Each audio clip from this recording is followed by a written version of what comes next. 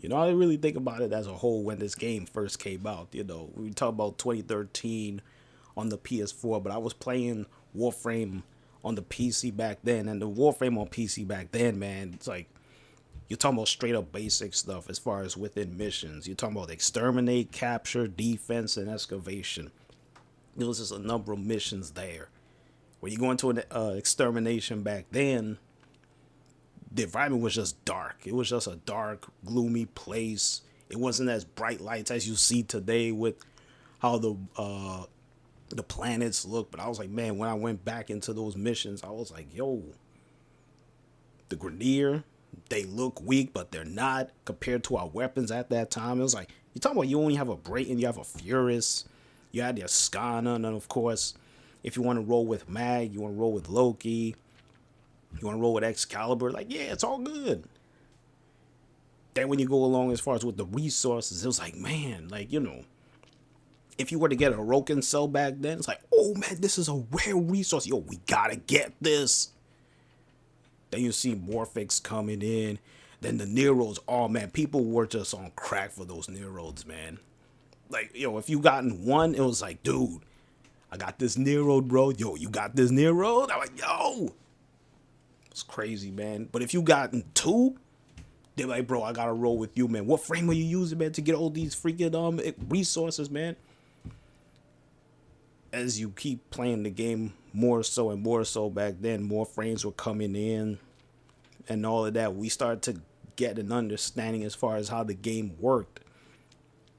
Warframe was still in beta at that time, but we didn't think about as far as platinum, all those other things that were in the game, but we were just trying to focus on mods, understanding how the Warframes work, weapons when it comes to primary, secondary, melee, all the stuff that you were seeing today as far as with Arcwing and all that other stuff.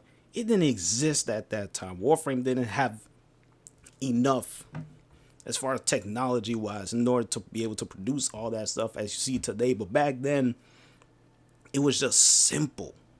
It was a simple, easy to play game on the PC. And I was like, yo, this thing is good. It was good because, of course, I downloaded it, played it. I was like, oh, this is nice. I realized the potential of this game and what it can do moving forward. The only thing with it at that time is that it will be competing against other giants. And people will start comparing Warframe to, you know, Call of Duty. Because, of course, when you have weapons, like, oh, let's compare this to Call of Duty. Can't do that. You can't compare a game that just came out and then like a year later it's on a console. You can compare Warframe to Call of Duty. I was like, nah, you can't do that, bruh. Because one, this is a third person game. Call of Duty is a third person game. You get more action out of first person than you are in third person. So again, Call of Duty would have the edge. But I was like, separate the two. Keep Warframe at its core for what it is. You have Warframe when you use ninjas from space. They have certain abilities, which is 4. So you can be able to utilize. Of course, you have your weapons, you have your secondary, and you have your melee. But they have abilities which give them an advantage on the battlefield. Of course, you have your factions. Grineer, you go up against your Corpus. And then, of course, you have your Infested as well in there. Infested at that time was so freaking strong. You didn't know how to deal with those things until you realize, hold on, they got no armor. It's just flesh. Slash, all of that stuff, certain things, physical elements didn't come into our minds at the game during those periods because we were just focused on killing things. We didn't know about the whole gas and corrosive, and as far as with Corpus, magnetic, then you're dealing with Grineer, you gotta mess with them radiation and then trim off their armor because they have so much armor.